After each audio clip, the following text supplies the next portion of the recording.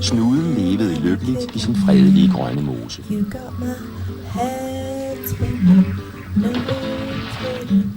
Men en dag, da den legede med sin bedste ven, odderen Otto, kom der en jæger og ville skyde odderen.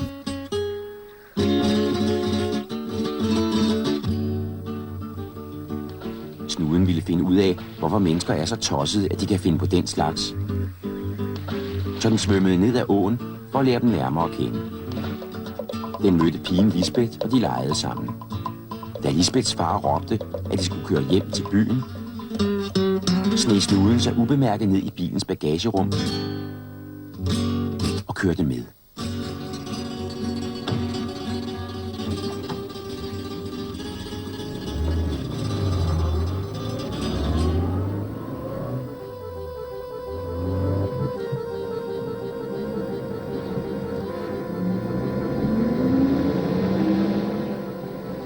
Snuden var en lille smule bange, og den var også ved at blive køresyg.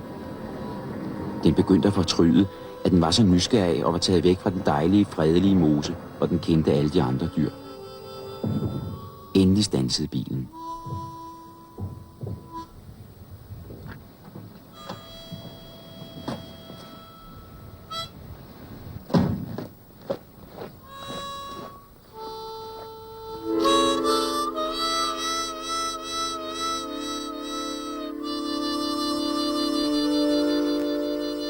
Lisbeth gik op i lejligheden med sin far og mor. Hun spejdede ned på gaden. Det er nok mig, hun kigger efter, tænkte snuden sørgmodigt. Snuden følte sig pludselig frygtelig alene i den store mørke by. Der var ingen mennesker på gaderne, og alle butikker var lukkede.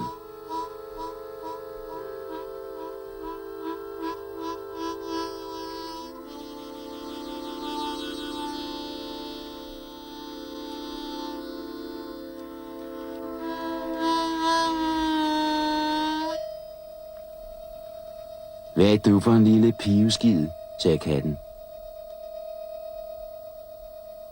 Men snuden fløjtede bare en lille tapper melodi og gik forbi katten så rolig og ligeglad, som den overhovedet kunne.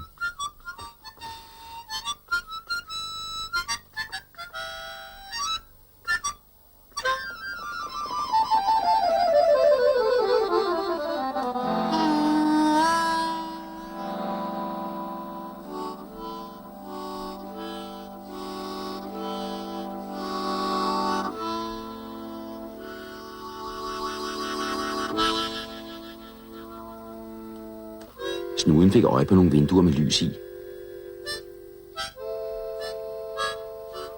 Måske er der noget mad derinde, tænkte den.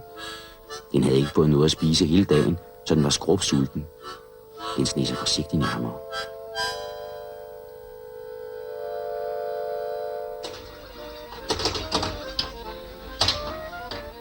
Det var et værtshus fyldt med mennesker, som sad og drak og røg. Nogle af dem havde drukket meget, og de brøvlede og råbte og så helt fjolede ud. Snuden kunne mærke duften af varm mad.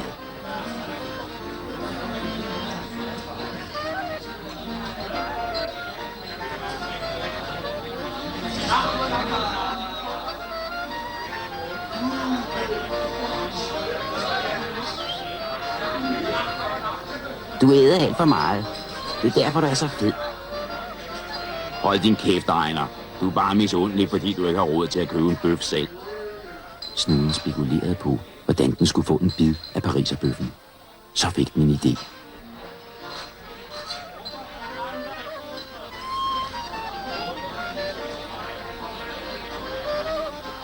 Bare for noget. Jeg har lopper.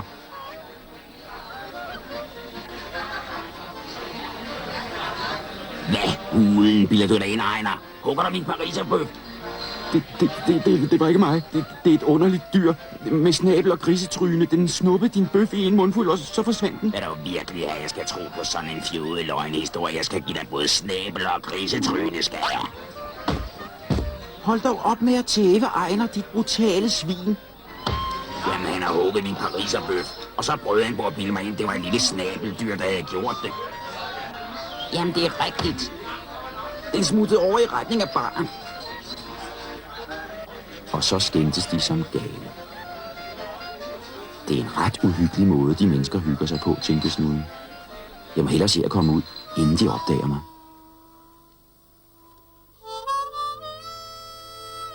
Den var helt rystet over det, den havde oplevet. Og den havde også fået kvalme, fordi den havde hugget maden så hurtigt i sig. Snuden mærkede, at den skulle brække sig.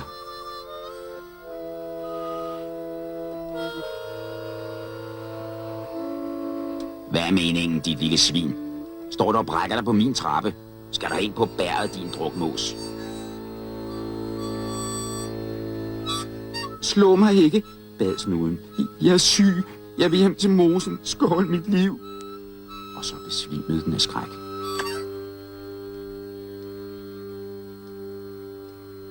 Sikke dog et lille pjok.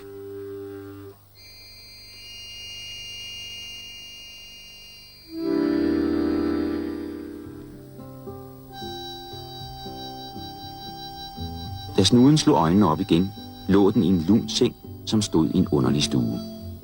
I en gyngestol sad en kæmpemæssig rotte og læste avis. Snuden var så forbavset og skræmt, at den ikke turde sige noget. Den stirrede bare på rotten og på alle de mærkværdige ting i stuen. Nå, sagde rotten venligt. Hvordan går det så? Jeg ved ikke rigtigt. Snuden havde det faktisk ikke helt godt, men den var bange for at fornærme rotten. Derfor spurgte den, så høfligt den kunne. Hvor har jeg den ære at være, og hvem er de ædle frue? Du behøver ikke at sige de til mig, sagde rotten. Jeg hedder Rita, og du er hjemme hos mig i et gammelt kulskur på havnekajen. Men hvordan kan det være, at du går rundt og brækker dig på pæne folks trapper midt om natten? Så fortalte Snuden om, hvordan den havde forladt sin dejlige grønne mose og var rejst ud for at lære de mærkelige mennesker nærmere at kende. Den sluttede med at fortælle om den uhyggelige bisse, som ville give den tæsk, da den brækkede sig. Det var ikke nogen farlig bisse. Det var bare mig, superrotten Rita. Nu skal du bare se.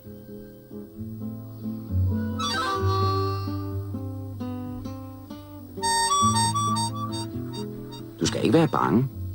Forstår du? Jeg klæder mig altid ud som en farlig bums, når jeg går udenfor. Ellers kan jeg ikke arbejde i fred. Men herhjemme, der går jeg i pæne kjoler. Jeg forstår ikke et muk af det hele, sagde Snuden.